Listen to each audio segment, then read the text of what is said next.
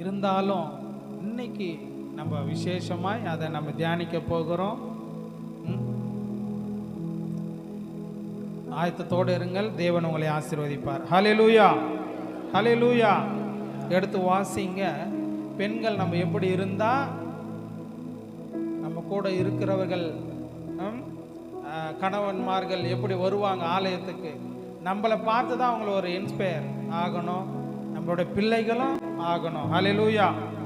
அவங்க பெண்கள் எப்படி இருக்கணும், கர்த்தருக்குள்ள இருக்கிற பெண்கள் எப்படி இருக்கணும், அது எப்படி இருக்க முடியும், இல்லை நம்ம எப்படி இருக்கிறோம், நம்ம இப்படி இருக்கிறோமா, இருந்தா ஓகே, இல்லைன்னா நம்ம மாத்திக்கணும். ஹல்லேலூயா.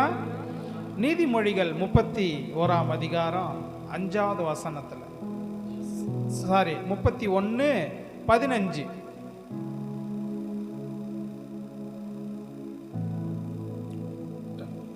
நீதிமொழிகள் 31:15.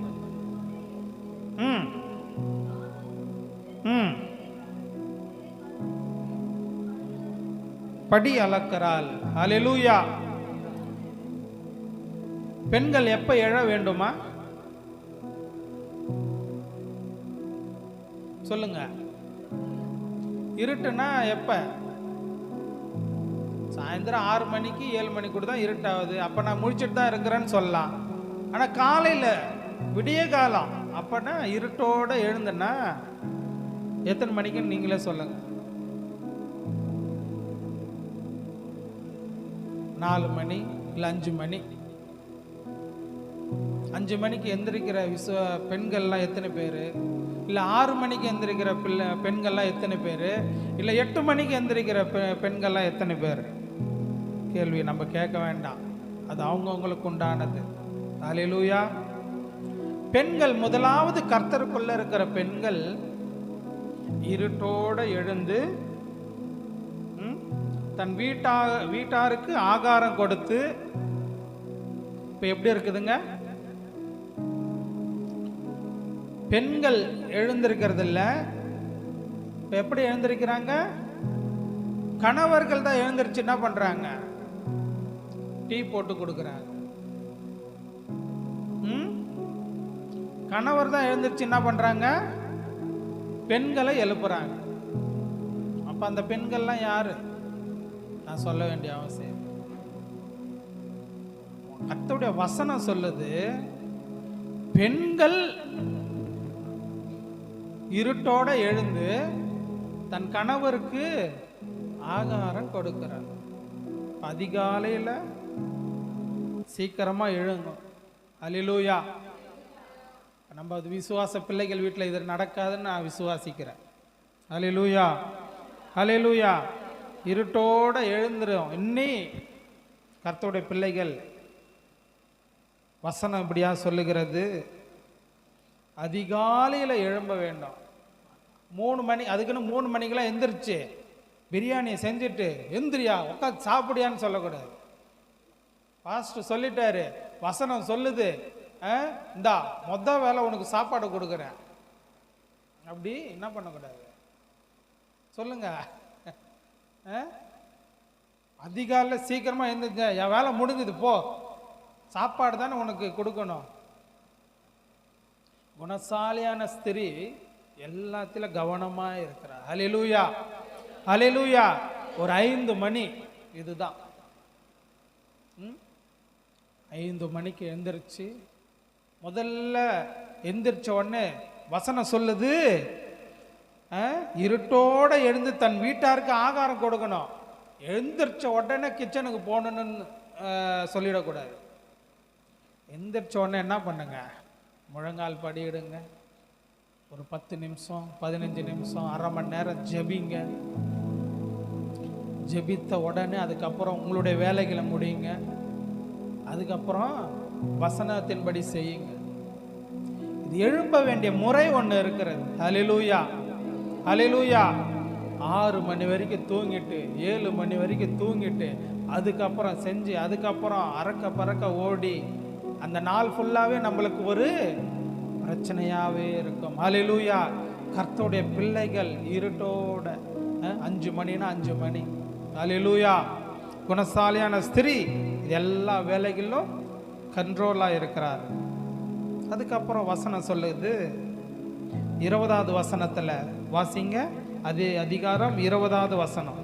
சிறுமையானவர்களுக்கு தன் கையை திறந்து ஏழைகளுக்கு தன் கரங்களை நீட்டுகிறாள். அல்லேலூயா. சிறுமையானவர்களுக்கு தன் கையை திறந்து ஏழைகளுக்கு தன் கரங்களை நீட்டுகிறாள். அல்லேலூயா. கர்த்தருடைய பிள்ளைகள், கர்த்தருக்குள்ள இருக்கிற பெண்கள் என்ன பண்றாங்க? ரெண்டாவது, ஏழைகளுக்கு உதவுறாங்க. அல்லேலூயா. தன் கணவருக்கு கொடுக்கறாங்க. அதுக்கப்புறம் ஏழைகளுக்கு என்ன பண்றாங்க? கொடுக்கறாங்க. அல்லேலூயா. எங்களுக்கே இல்லை, உங்களுக்கு எப்படி கொடுக்க முடியும்? எங்களுக்கே சாப்பிட்றதுக்கே இல்லை, எப்படி கொடுக்க வேண்டும்? எப்படி கொடுக்க முடியும்? அல்லேலூயா. அல்லேலூயா. தன் கையை திறந்து தான் சேர்த்து வைத்திருக்கிற, தான் சமைத்து வைத்திருக்கிற பொருளை என்ன பண்றா?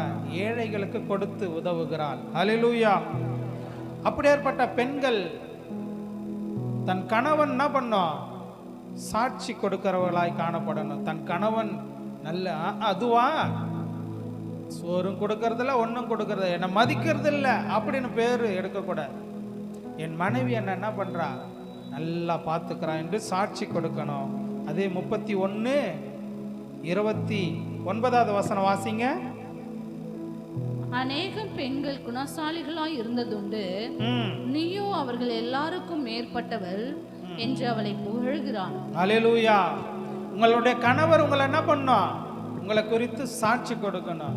என் மனைவி காலையில் சீக்கிரமா எழுந்திருக்கிறாங்க, எனக்கு ஆகாரத்தை கொடுக்கறாங்க, எங்க வீட்டு அக்கம் பக்கம் இருக்கிற ஏழைகளுக்கு உதவுறாங்க அப்படின்னு என்ன பண்ணுங்களாம்? யார் கொடுக்கணும் சாட்சி? சொல்லுங்க. தன்னுடைய கணவர். மற்றவங்க கொடுக்குற சாட்சி அது வேற. அவங்க வீட்டுக்கு போனால் சாப்பாடு கொடுப்பாங்க. இப்போ உங்களுடைய சாட்சி கணவரை பற்றி மனைவிக்கு தெரியும், மனைவியை பற்றி கணவருக்கு தெரியும். 2 பேருக்குமே தான் தெரியும். உன்னை பற்றி எனக்கு தெரியும், என்னை பற்றி உனக்கு தெரியும். அப்பங்க வேதம் சொல்லுகிறது, உங்களை குறித்து முதல்ல யார் சாட்சி கொடுக்கணுமா? சொல்லுங்க பெண்கள், உங்களை குறித்து யார் சாட்சி கொடுக்கணும்? அப்ப நம்ம எப்படி இருக்கிறோம்? இந்த உலகத்துல அநேக பெண்கள் என்ன பண்றாங்க? நைட்டு வேலைக்கு போயிட்டு வந்தா பகல் ஃபுல்லா தூங்குறது. அது குற்றம், நம்ம ஒன்றும் சொல்ல முடியாது. ஆனா பெண்களுக்கு உண்டான குணாதிசயம் இதுதான். அல்லேலூயா. அல்லேலூயா.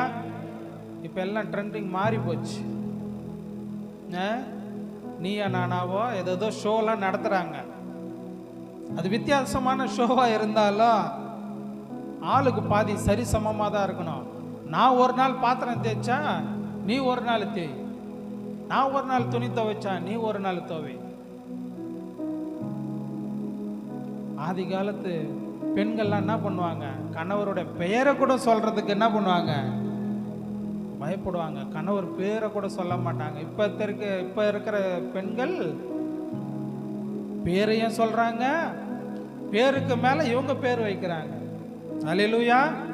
கர்த்தருடைய பிள்ளைகள் அப்படி இருக்கக்கூடாது. கர்த்தருடைய பிள்ளைகள் ஒரு நல்ல பெண்களாய் இருக்கணும். கணவன் உங்களை குறித்து சாட்சி கொடுக்கிற பெண்களாய் இருக்க வேண்டும். அல்லேலூயா. அதுக்கப்புறம் ஆண்டவர் சொல்றாரு 30வது வசனத்துல, சௌந்தரியம் வஞ்சனை உள்ளது, அழகும் வீண், கர்த்தருக்கு பயப்படுகிற ஸ்திரியே புகழப்படுவார். அல்லேலூயா. முதலாவது அழகு முக்கியம் இல்ல, அவளுக்குள்ள தெய்வ பயம் இருக்கணும். அல்லேலூயா. அழகு முக்கியம்தான், அதை காட்டிலும் தேவனுடைய பயம் இருக்கணும். அல்லேலூயா. அல்லேலூயா. ஒரு பெண் எப்படி இருக்க வேண்டும் என்று கர்த்தர் சொல்லுகிறார். முதலாவது அதிகாலையில் எழும்ப வேண்டும், 2வது ஏழைகளுக்கு உதவ வேண்டும், 3வது கணவர் உங்களை குறித்து சாட்சி கொடுக்கணும், 4வது உங்களுக்கு என்ன பண்ணுங்க? தெய்வ பயம். இதுக்கு மேல இருக்கிற 3ம் தேவனுடைய பயம் இருந்தா ஆட்டோமேட்டிக்கா இருக்கும். அல்லேலூயா.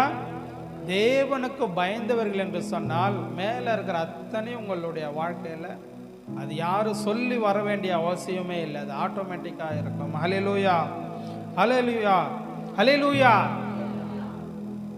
எடுத்து வாசிங்க நீதிமொழிகள் 12:4. நீதிமொழிகள் 12:4.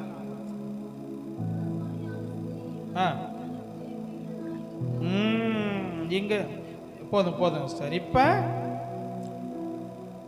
தன் புருஷனுக்கு எப்படி இருக்கிறாங்களாம்? கிரீடமா இருக்கு. ஓ, நீங்க தாங்க எங்களுக்கு கிரீடம் வாங்கி கொடுக்கணும். நான் எப்படி உங்களுக்கு கிரீடமா இருக்க முடியும்? நெத்தி சொட்டி, பொட்டியானா, 5 பவுன் தாலி, நீ தான் எனக்கு வாங்கி கொடுக்கணும். நீ தான் எனக்கு என்ன பண்ண சம்பாதிக்கிற, எனக்கு நீ தான் வாங்கி கொடுக்கணும். நான் எப்படி உனக்கு கிரீடமா இருக்க முடியும்? சில பெண்கள் கேட்கலாம். கர்த்தருடைய பிள்ளைகள், நீங்க இந்த எல்லாம் மேலே உள்ள காரியங்கள் எல்லாம் செஞ்சீங்கன்னா அதுக்கு புருஷனுக்கு அது ஒரு கிரீடமா இருக்கும். நிறைய விவாகரத்து வந்து கொண்டு இருக்கிறது, மிஸ் அண்டர்ஸ்டாண்டிங்.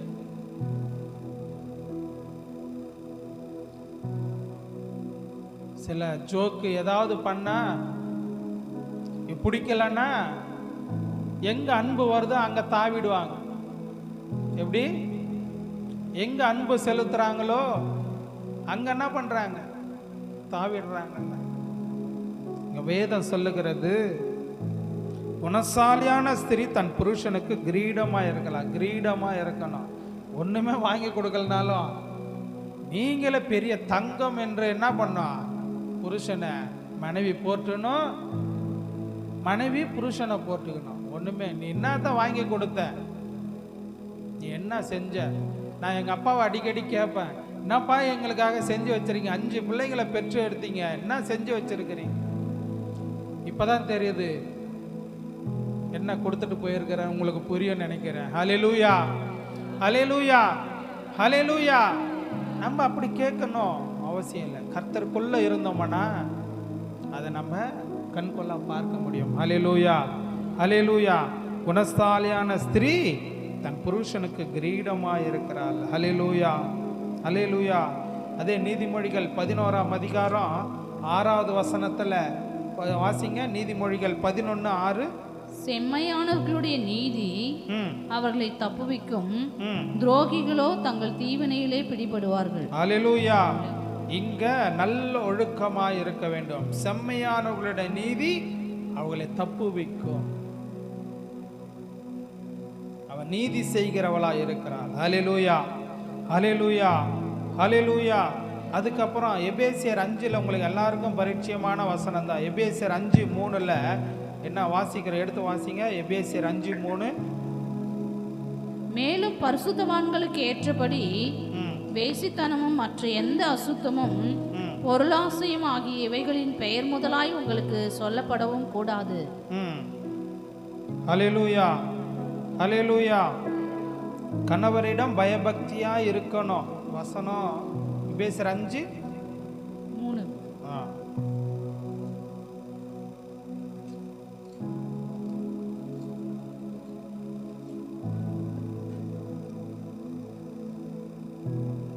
ஹல்லேலூயா.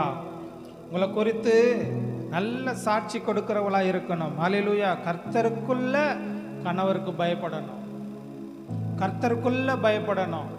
ஏதோ கணவர் இருக்கிறாரு, உங்க கணவர் எங்கன்னா அவர் எங்கே இருக்கிறார்? கணவர் குடிக்காரனா இருக்கலாம், சீட் ஆடிட்டு இருக்கலாம். எப்படி இருந்தாலும் கணவர் என்ன பண்ணாரு? நீங்க என்ன பண்ணும்? கணவரை இப்படி யாரும் இல்லை, நான் ஒரு காமனா சொல்லிட்டு இருக்கிறேன். இந்த உலகத்துல நடக்குது, எவ்வளோ நடக்குது, கொடுமைகள் உண்டு. ஆனாலும் என்ன பண்றாங்க? கணவனை விட்டு கொடுக்கறது இல்லை. ஹல்லேலூயா, ஹல்லேலூயா, ஆமென். கர்த்தருக்குள்ள இருக்கிற பிள்ளைகள் மேல உள்ள அத்தனை காரியங்களும் நம்ம கரெக்டாக செஞ்சோமானால் கர்த்தருக்கு பயப்படுகிற பயம் நமக்குள்ள இருக்குதுன்னு அர்த்தம். ஹல்லேலூயா, ஹல்லேலூயா,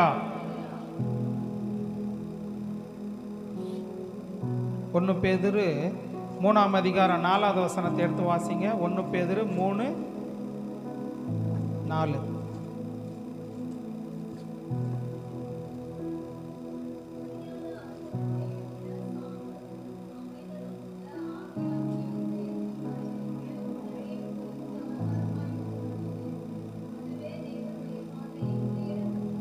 அல்லேலூயா, அல்லேலூயா, அல்லேலூயா. அது அமைதியாய் இருக்க வேண்டும். அழியாத அலங்காரப்பாய் இருக்கிற சாந்தமும் அமைதலுள்ள ஆவியாகிய இருதயத்தில் மறைந்திருக்கிற குணமே உங்களுக்கு அலங்காரமாய் இருக்க கடவது. அதுவே தேவனுடைய பாறையில் விலையேற பெற்றது. அல்லேலூயா. பிரச்சனைகள் வருதா, அமைதியாயிடுங்க. பிரச்சனைகளுக்கு நம்ம வழிவகுக்கிட கூடாது. நல்ல குணஸ்தாலியான ஸ்திரீ சண்டைகள் வரும்போது என்ன பண்ணுவாங்க? வாய்களை மூடிக்குவாங்க.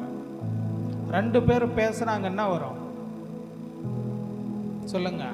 2 பேருமே கத்தனா என்ன வருங்க?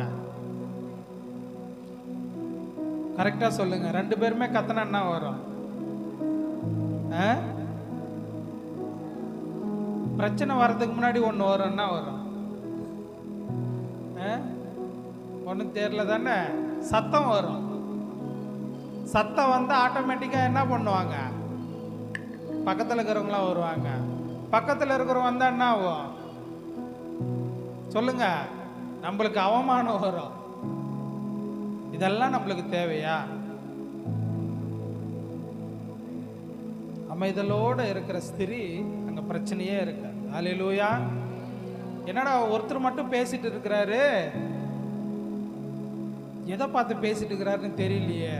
அப்போ 2 பேரும் மாற்றி மாற்றி பேசும்போது அங்கே ஏதோ பிரச்சனை வருதுன்னு நம்மளே காரணமாக இருக்கிறோம். அல்லேலூயா. நம்ம பிரச்சனைக்கு காரணமாக இருக்கக்கூடாது. அமைதலாய் நாம் இருக்க வேண்டும். அதுக்கப்புறம் பவுல் சொல்றார் தீமோத்தேயுல, அடக்கமுடையவளாய் இருக்க வேண்டும். அடக்கம் ஒடுக்கம் எங்களுடைய உரிமை. நாங்கள் என்ன ட்ரெஸ் வேணாலும் போடுவோம். எங்களுடைய உரிமை, நாங்கள் என்ன ட்ரெஸ் வேணாலும் போடுவோம். இந்த ஸ்திரீகள் சொல்றதில்ல, பெண்கள் சொல்றாங்க, வாலிப பிள்ளைகள் சொல்றாங்க. அதை யார் கண்ட்ரோல் பண்றது? அவங்களுடைய அம்மா தான் கண்ட்ரோல் பண்ணணும். அடக்கம். கர்த்தருடைய பிள்ளைகளுக்கு, கர்த்தரை நேசிக்கிற விசுவாச பிள்ளைகள் எப்படி இருக்கணும்? இது உடையை பற்றியே பேசணும்னா நிறைய இருக்கும். வசனத்தில் தலை சீவுறதுலேருந்து உடை உடுத்துறதுலேருந்து என்ன இருக்குது? வசனங்கள் இருக்கிறது. அதை சொன்னோம்னா, நீங்கள் எங்களையே நீங்கள் கண்ட்ரோல் பண்ணுறீங்களா? நாங்கள் உங்கள் சர்ச்சுக்கு வரமாட்டோம். எந்த பாஸ்டர் எங்களை கண்ட்ரோல் பண்ணாத சர்ச்சுக்கு நாங்கள் போயிடுவோம். ஆத்துமன்னா அது நிறைய பாஸ்டங்க இதை பற்றி பேசுறதுக்கும் பயப்படுவாங்க. ஆனால் சத்தியத்தை சத்தியமாக தான் சொல்லணும். இல்லைன்னா கணக்கு என் மேலே கேட்கப்படும், இல்லை அந்த பாஸ்டரோட மேலே கேட்கப்படும். வசனத்தை போதிச்சியா? வசனத்தை போதிச்சியா? நீ தெரிஞ்சிருந்தும் ஏன் சொல்லலை அப்படின்னு என்ன வரும்? ஒரு கொஸ்டின் மார்க் வரும். அல்லேலூயா, அல்லேலூயா. இங்கே வாசிக்கிறோம், பவுல் சொல்றாரு தீமோத்தேயுல, எடுத்து வாசிங்க. 1 தீமோத்தேயு 2:11.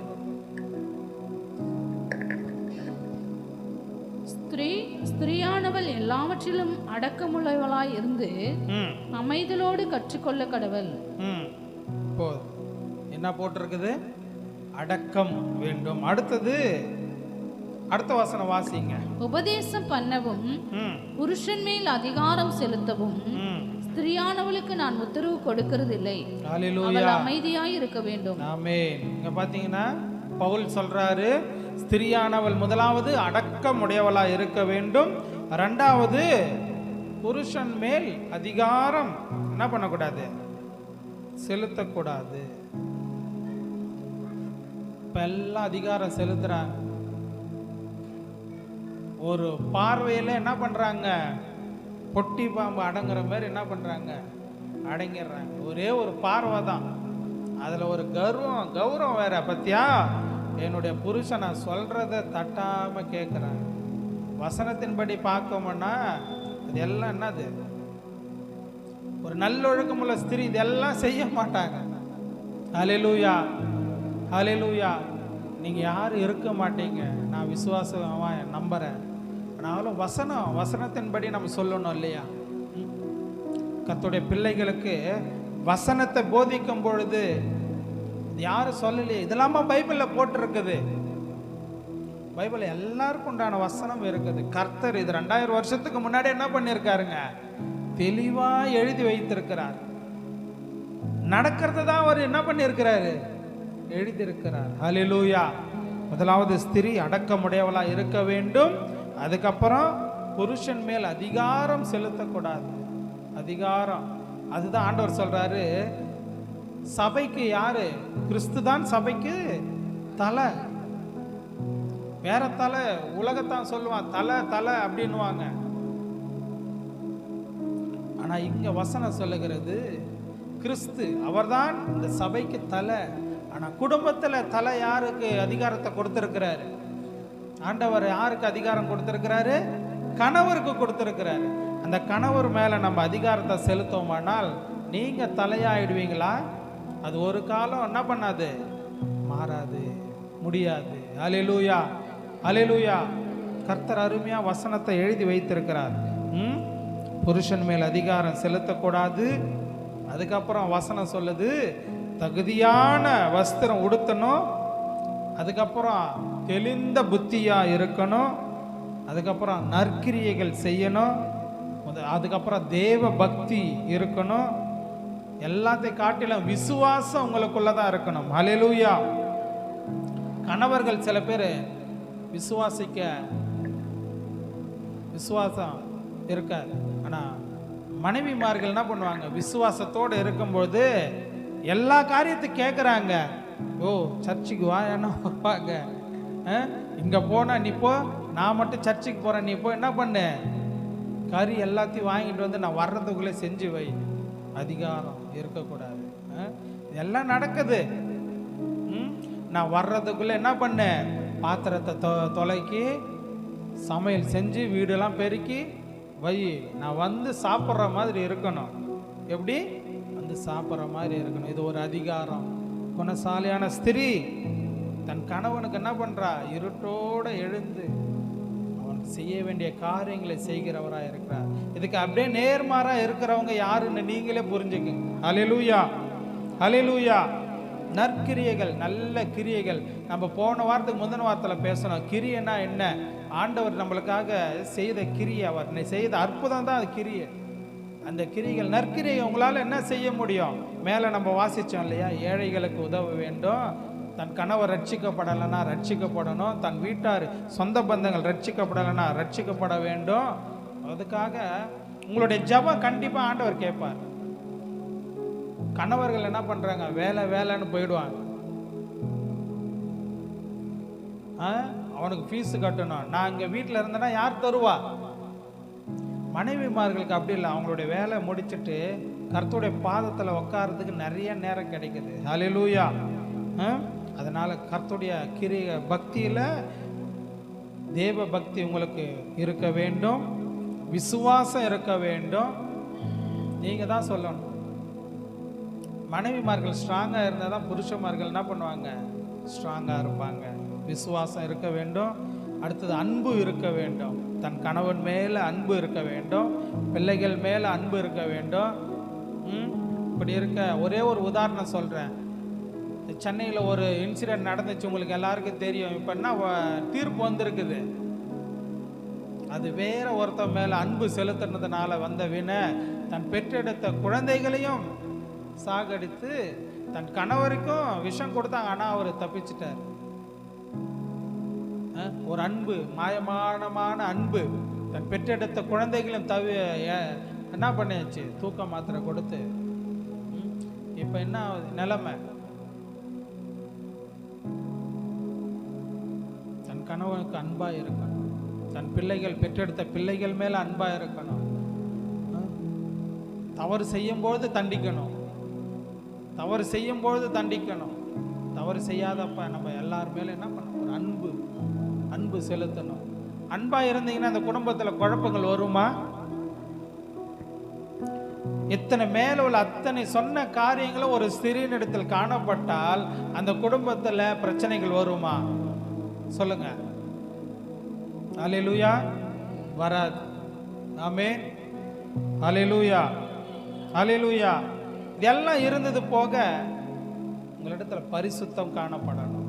எடுத்து வாசிங்க. 1 தீமோத்தேயு 2:15. 1 தீமோத்தேயு 2:15.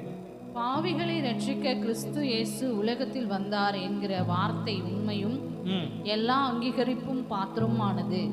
அவர்களில் பிரதான பாவி நான். 2:15 சிஸ்டர். 1 தீமோத்தேயு 2:15.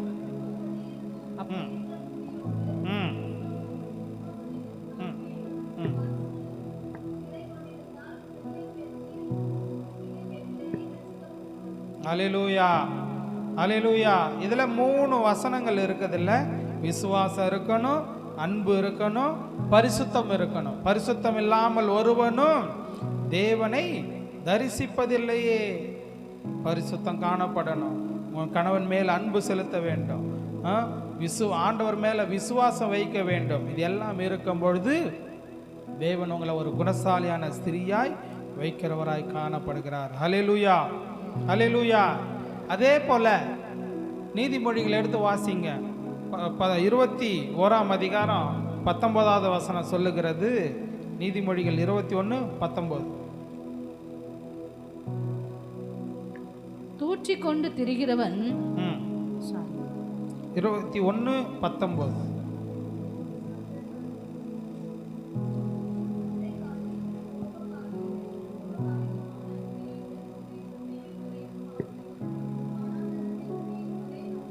ஹல்லேலூயா.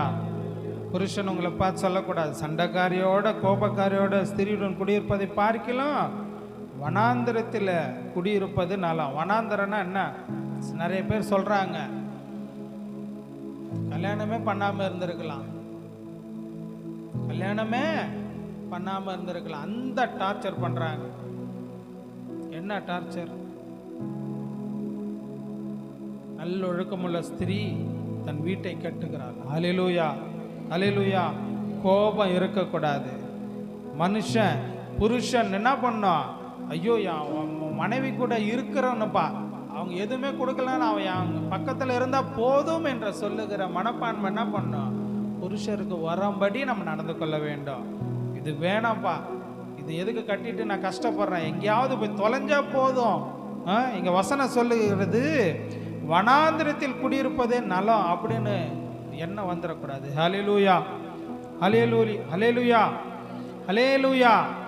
எல்லாம் உள்ள அத்தனையும் பெண்களுக்குள்ள காணப்பட வேண்டும். அதிகாலையில் எழும்ப வேண்டும், ஏழைகளுக்கு உதவ வேண்டும், கணவர் உங்களை குறித்து சாட்சி கொடுக்கணும், அதை காட்டிலும் தெய்வ பயம் உங்களுக்கு இருக்கணும், குணசாலியான ஸ்திரியா இருக்கணும், புருஷனுக்கு கிரீடமா இருக்கணும், நல்லொழுக்கமுள்ள ஸ்திரியா இருக்கணும், கணவரிடம் பயபக்தியா இருக்கணும், அமைதியா இருக்க வேண்டும், அடக்கமுடையவளா இருக்கணும், புருஷன் மேல் அதிகாரம் செலுத்தக்கூடாது, தகுதியான வஸ்திரம் உடுத்த வேண்டும், தெளிந்த புத்தி இருக்க வேண்டும், நற்கிரியைகள் செய்கிற பிள்ளையா இருக்கணும், தேவ பக்தி இருக்கணும், விசுவாசம் இருக்கணும், அன்பு இருக்கணும், பரிசுத்தம் இருக்கணும், புருஷனுக்கு கீழ்ப்படியணும், கோபக்காரியா இருக்கக்கூடாது. இது அத்தனையும் உங்களுக்குள்ள இருந்தா நீங்க என்ன பண்ணுவாங்க? குணசாலியான ஸ்திரீ. ஹல்லேலூயா. இந்த ஸ்திரீ தான் ஆவிக்குரிய வீட்டை கட்டுகிறாள். எடுத்து வாசிங்க. நீதிமொழிகள் 14ஆம் அதிகாரம் 1வது வசனம். இத்தனை மேலே உள்ள அத்தனையும் இருக்கிற ஸ்திரீ என்ன பண்றாங்க? ஸ்திரீ தன் வீட்டை கட்டுகிறாள், புத்தி இல்லாத ஸ்திரீயோ தன் கைகளினால் அதை இடித்து போடுகிறாள். ஹல்லேலூயா. மேலே உள்ள அத்தனையும் உங்களுக்குள்ள இருக்கும் பொழுது நீங்க என்ன பண்றீங்க? ஒரு நல்ல வீட்டை கட்டுகிறீர்கள். ஹல்லேலூயா. ஒரு நல்ல வீடு. இப்பெல்லாம் யார் வீடு கட்டுறது? சொல்லுங்க. சொல்லுங்க, நீங்க தான் சொல்லணும். வீடு யார் கட்டுறதுன்னா கொத்தனார் கட்டுறாருன்னு சொல்லுவீங்க, மேஸ்திரி கட்டுறாருன்னு சொல்லுவீங்க. யாரோட விருப்பத்தின்படி அங்க கட்டப்படுது? சொல்லுங்க. சொல்லுங்க. ஸ்திரீ பெண்கள் நீங்க தான் சொல்லணும். புஷ்பா சிஸ்டருக்கு தெரியும். வீடு கட்டிட்டு இருக்கிறாங்க. பாத்ரூம் இங்க வைக்க கூடாது, கிச்சன் இப்படி வரணும், மாடலா இருக்கணும், இங்க வாஷிங் மிஷின் இங்க வைக்கிறதுக்கு எனக்கு கரெக்டா, நான் கொஞ்சம் குள்ளமா இருக்கிறேன், எனக்கு ஏத்த மாதிரி தான் வைக்கணும், எனக்கு துணி காய போறதுக்கு இப்படி தான் வைக்கணும். அவங்க எல்லாம் பிளான் பண்ணி என்ன பண்ணுவாங்க, கட்டுறாங்க. அந்த வீடு இல்லை. அல்லேலூயா. கட்டிட்டு புருஷன் அவருக்கு இஷ்டப்படி கட்டிட்டாருன்னா இதெல்லாம் சரிப்பட்டு வராது, இடிச்சு மறுபடியும் கட்டுவாங்க. அதுக்கு எவ்வளோ பணம் செலவாச்சுன்னு அவங்களுக்கு தெரியாது. எனக்கு கரெக்டாக இருக்கணும், நீ ஏன் சாப்பாடு செய்ய போற, நான் தானே செய்ய போறேன், எனக்கு ஏற்ற மாதிரி தான் என்ன பண்ணணும், கட்டணும். இது பூமிக்குள்ள வீடு, எப்படி வேணாலும் கட்டி இடிச்சுட்டு போயிடலாம். ஆனால் ஆவிக்குரிய வீடு இங்க வசன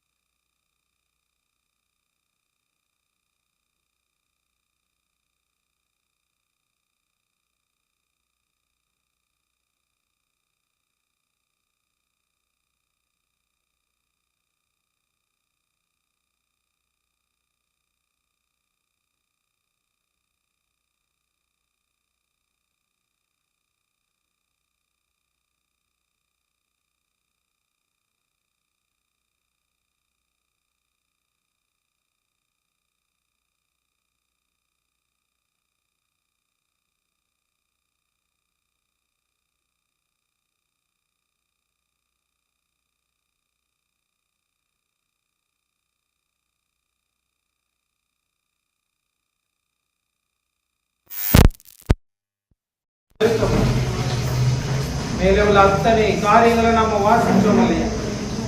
ஸ்திரியானவள் தன் வீட்டை எப்படி கட்டுகிறார்? தன் வீட்டை,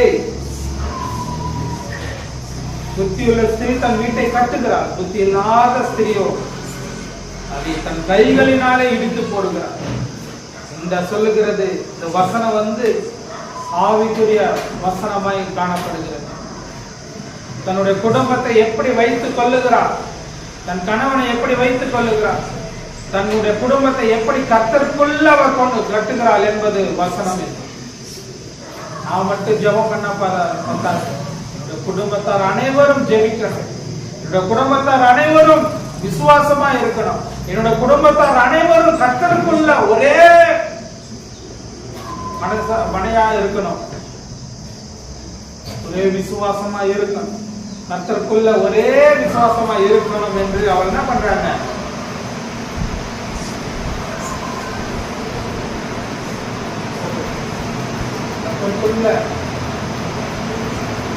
கர்த்தருக்குள்ள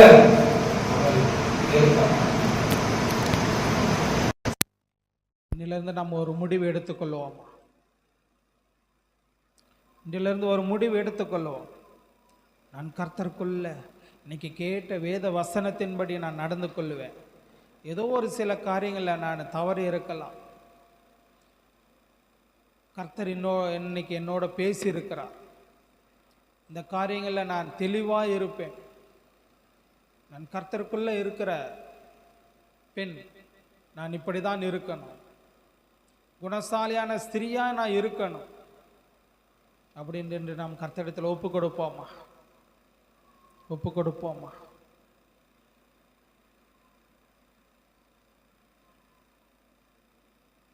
ஹல்லேலூயா, ஹல்லேலூயா. நன்றி நன்றி நன்றி செலுத்துகிறோம். கிருபை உள்ளவரே உமக்கு நன்றி செலுத்துகிறார் ராஜா. கிருபை உள்ளவரே உமக்கு நன்றி, பரிசுத்தம் உள்ளவரே உமக்கு நன்றி ராஜா. ஹல்லேலூயா, ஹல்லேலூயா, ஹல்லேலூயா, ஹல்லேலூயா. நன்றி நன்றி நன்றி ராஜா. அப்பா, என்னால் முடிந்த அளவுக்கு நான் ஆலயத்தில் என்னால் முடிந்த அளவுக்கு நான் ஒரு விசுவாசியை நான் கொண்டு வரணும், ரட்சிக்கப்படாத பிள்ளைகளை நான் கொண்டு வரணும், என்னுடைய கணவரை நான் கொண்டு வரணும், என்னுடைய பிள்ளைகளை நான் கொண்டு வரணும், என்னுடைய சொந்த பந்தங்களை நான் கொண்டு வரணும், நான் மட்டும் வரக்கூடாது. இன்னிலிருந்து ஒரு முடிவு எடுங்க. எனக்கு உடன் பிறந்தவர்கள் நான் கொண்டு வரணும், ஆலயத்துக்கு கொண்டு வரணும். நான் மட்டும் ஜெபித்தா போதாது, என்னோட குடும்பத்தார் அனைவரும் ஜெபிக்கணும், என்னோட குடும்பத்தார் அனைவரும் கர்த்தருக்குள்ள இருக்கணும். தேவன் உங்களை கொண்டு ஏதோ ஒரு திட்டம் வைத்திருக்கிறார். இந்த திட்டம் என்ன என்பதை ஆண்டவர் உங்களுக்கு தெளிவுபடுத்தணும். ஹல்லேலூயா, ஹல்லேலூயா. புத்தியுள்ள ஸ்திரீ தன் வீட்டை கட்டுகிறாள், புத்தி இல்லாத ஸ்திரியோ தன் கைகளினால் அதை இடித்து போடுகிறாள். ஆண்டவரே, நான் இடித்து போடக்கூடாது, என் கைகளினாலே அவர்களை நான் இடித்து போடக்கூடாது. புத்தியுள்ள ஸ்திரியாய் நான் சபைக்கு கொண்டு வரணும். என்னுடைய கணவரை நான் ரட்சிப்புக்குள்ள கொண்டு வரணும், என்னுடைய பிள்ளைகளை நான் ரட்சிப்புக்குள்ள கொண்டு வரணும், என்னோட உடன் பிறந்தவர்களை நான் ரட்சிப்புக்குள்ள கொண்டு வரணும். என்னால் முடிந்த அளவுக்கு நான் இந்த ஆலயத்தை கட்டுவேன் என்கிற ஒரு தைரியம், ஒரு மன தைரியம் உங்களுக்குள்ள இருக்கு. அந்த தைரியம் எங்களுக்குள்ள கொடுங்கப்பா என்று நாம் ஜெபத்தோடு இருப்போம்மா. கர்த்தரிடத்தில் ஒப்பு கொடுத்து கொண்டு இறுதியாக டேனியல் பிரதர் ஜெபம் பண்ணுங்க.